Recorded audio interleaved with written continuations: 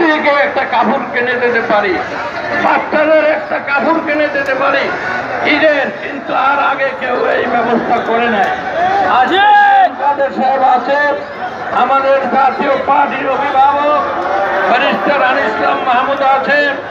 আমি সবাইকে অনুরোধ করব যে আমরা শ্রমিকদের ব্যাপারে, সাধারণ মানুষের ব্যাপারে আমরা দলের ঊর্ধ্বে থাকবো এবং যেখানে সমস্যা সেখানে সমাধানের জন্য জাতীয় পার্টি এগিয়ে যাবে, এই আশা ব্যক্ত করে আপনাদের সকলকে ধন্যবাদ দিয়ে আমি আমার বক্তব্য এখানে শেষ করছি।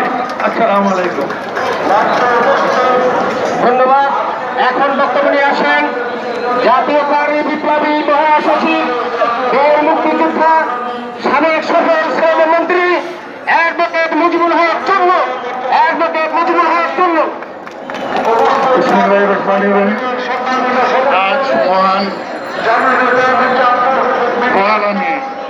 1886 সালে যুক্তরাষ্ট্রের এ মার্কেটে 8 ঘন্টা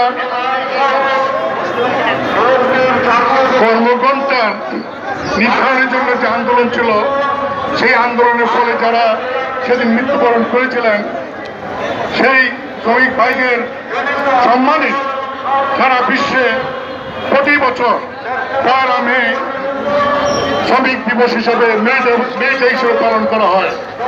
সেই লক্ষ্যেই আমরা জাতীয় পার্টির পক্ষ থেকে এই দিবসটি পালন করার জন্য সারা দেশে সমস্ত জেলা এবং উপজেলা নির্দেশ দিয়েছি এবং সারা দেশে আমাদের দলের পক্ষ থেকে এই দিবসটি পালন করা হচ্ছে।